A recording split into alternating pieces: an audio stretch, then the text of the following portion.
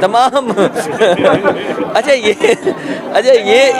जो वातावरण बना है, बीजेपी महंगाई का जवाब नहीं देना चाहती, बीजेपी नौजवानों को नौकरी रोजगार नहीं देना चाहती। सोचो दुनिया में हमारा देश सबसे बड़ा बेरोजगार रह जाएगा क्या? ये सबसे बड़े सवाल है। और आज क्योंकि टेक्नोलॉजी सबके हाथ में है, बीजेपी का झूठ पकड़ा गया। बीजेपी अब सच नहीं बोल पा रही है, इनका झूठ पकड़ा गया है, इसलिए जनता इन्हें हटाएगी। हो सकता है जनता इस बार भारतीय जनता पार्टी का उत्तर प्रदेश से सफाई कर दे। नहीं, बूथ सम्मेलन हमारा बहुत पहले हो चुका है। अरे भाजपा का तो चलता ही रहेगा, लेकिन वो सवाल नहीं है। कृषि कानून जो वापिस हुए, इससे साबित हुआ है कि भारतीय जनता पार्टी का गलत फैसला था। ये कमजोरी दिखाई दी है कि उन्होंने एक फैसला ऐसा लिया जिसकी वजह से नुकसान हुआ है। और आप खुद सोचिए, सरसों का तेल जो हम खाते हैं, गरीब खाता है। कई बार गरीब बहुत कम 100 ml लेने चला जाता है, 200 ml लेता है जाकर के। आज सरसों के तेल की कीमत क्या हो गई? और सरकार जिस तेल को गरीब को खिलाना चाहती है, वो किस क्वालिटी का तेल होगा जो खिलाएंगे? वो पता नहीं कहाँ से मंगाया जा रहा है, न जाने कितनी मिलावट का सरसों का तेल होगा। अब वो कह रहे सोयाबीन का तेल है। हमारे गरीब को सरसों के तेल का खाना अच्छा लगता है। ये जाने कौन सा तेल खिला रहे हैं बीजेपी वाले, ये सवाल बीजेपी वालों से पूछिए आप।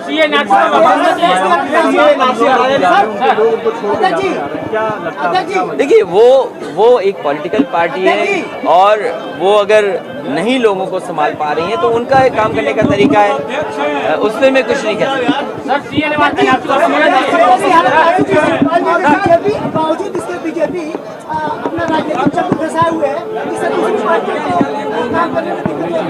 देखिए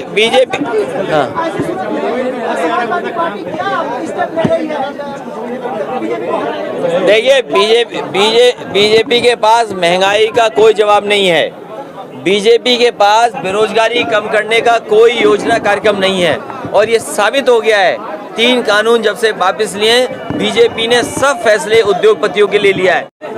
ना जनता उनके साथ है, ना किसान उनके साथ है।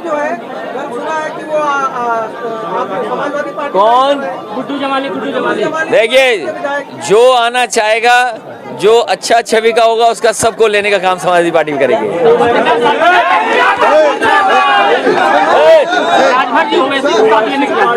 नहीं, देखिए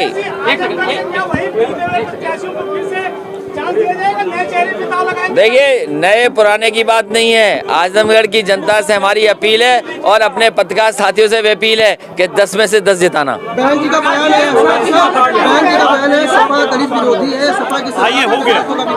समाजवादी पार्टी दलित प्रेमी है, और दलित और पिछड़े इनका सम्मान करने का काम। और आज जब संविधान दिवस है, बाबा भीमराव अम्बेडकर जी को हम लोग याद करते हैं, जिनके वजह से हमें संविधान मिला है।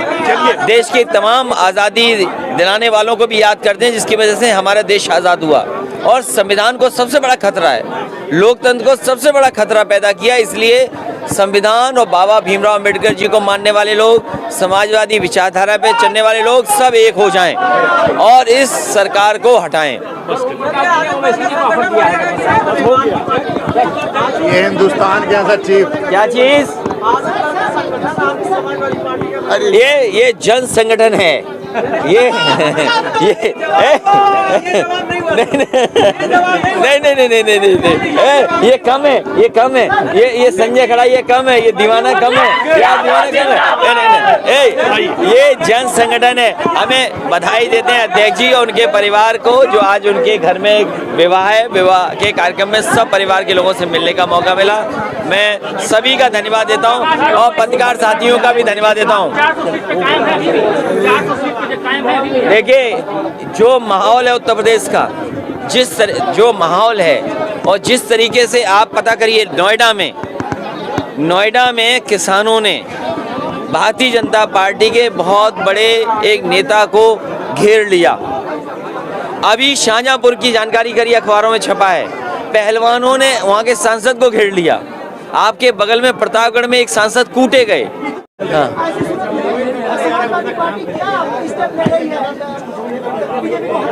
देखिए, बीजेपी के पास महंगाई का कोई जवाब नहीं है। बीजेपी के पास बेरोजगारी कम करने का कोई योजना कार्यक्रम नहीं है, और ये साबित हो गया है। 3 कानून जब से वापस लिए, बीजेपी ने सब फैसले उद्योगपतियों के लिए लिया है, बड़े काम करने वालों ने लिया। क्या दुनिया में सोच सकते हो कि इतने दिनों, कम दिनों में सब बीमारी में थे, कारोबार ठप था, उद्योग ठप था, और कौन नंबर 1 हो गया एशिया में? जिस समय कोरोना में सब कारोबार बंद था, उद्योग बंद थे, हम आप घर में बंद थे, बाजार नहीं चल रहा था, उस समय बताओ कौन मुनाफा कमा रहा था? आज एशिया में सबसे बड़े उद्योगपति हो गए।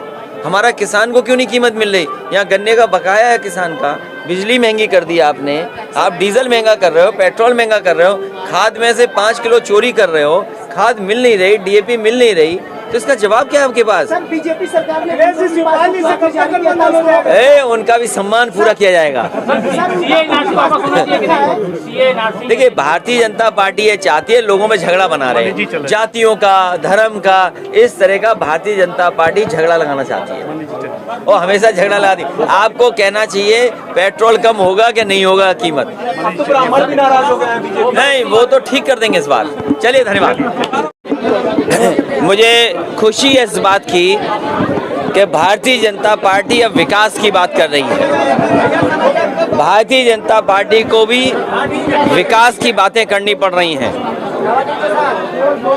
उत्तर प्रदेश की जनता, और उत्तर प्रदेश की जिस समय समाजवादी सरकार थी, किसी तरह भी विकास की योजनाओं को समाजवादियों ने नहीं रोका है, बल्कि अगर किसी योजना को केंद्र सरकार ने भी कहा, उस योजना को आगे बढ़ाने का काम किया है। हमारे पत्रकार साथी ने बहुत महत्वपूर्ण सवाल कहा है, मैं कुछ कहूँ, दूसरा दल कुछ और कहे। मैं तो अपने पत्रकार साथी से कहूँगा कि आरटीआई का जो एक्ट है उसके तहत जानकारी हासिल करें, और उस समय उन्हें पता लगेगा कि समाजवादी पार्टी न केवल जेवर में, बल्कि फिरोजाबाद जो चूड़ियों के लिए पूरे देश और दुनिया में जाना जाता है, वहाँ भी एयरपोर्ट बनाना चाहते थे, कि जहाँ पर एक जगह उद्योग का काम शुरू हो, वेस्टर्न यूपी के लोगों को लाभ मिले, वहीं आगरा जैसी अंतर्राष्ट्रीय शहर, उसको एयरपोर्ट की ज़रूरत थी। जिस जगह चिन्हित किया गया था समाजवादी सरकार में, वो जगह ज़रूर फिरोजाबाद में थी। वो एक गांव हिरन गांव था, जिस गांव के आसपास ज़मीन चिन्हित कर ली थी, और वो आगरा के बिल्कुल यमुना के किनारे था। तो अगर एयरपोर्ट बनना था, उस समय अगर अनुमति मिल गई होती, तो लखनऊ के साथ साथ आपको फिरोजाबाद में भी एयरपोर्ट मिल जाता, जेवर में और अंतर्राष्ट्रीय एयरपोर्ट मिलता, तो एयरपोर्ट मिल जाता। और आप आजमगढ़ के लोगों, आपको तो पूछना चाहिए बीजेपी के लोगों से, ये हवाई पट्टी नेताजी ने बनवाई, इस हवाई पट्टी को बड़ा कर दिया समाजवादियों ने, और आज तक चालू नहीं किया, और चालू इसलिए नहीं किया कहीं समाजवादी लोग हवाई जहाज लाके उतार न दे इस पर। आपको पूछना चाहिए कि आजमगढ़ की हवाई पट्टी नेताजी ने बनाई, समाजवादी पिछली सरकार में इसको बड़ा और चौड़ा किया गया, जिससे कि बड़े हवाई जहाज उतर सकें। क्यों नहीं सरकार ने बनने दिया और अनुमति नहीं दी? सबसे बड़ा सवाल महंगाई का है, सबसे बड़ा सवाल महंगाई का है। महंगाई कैसे कम हो, डीजल पेट्रोल की कीमतें कैसे कम हो, और हमारे नौजवानों को नौकरी और रोजगार के अवसर कैसे मिले, ये सरकार की जिम्मेदारी बनती है।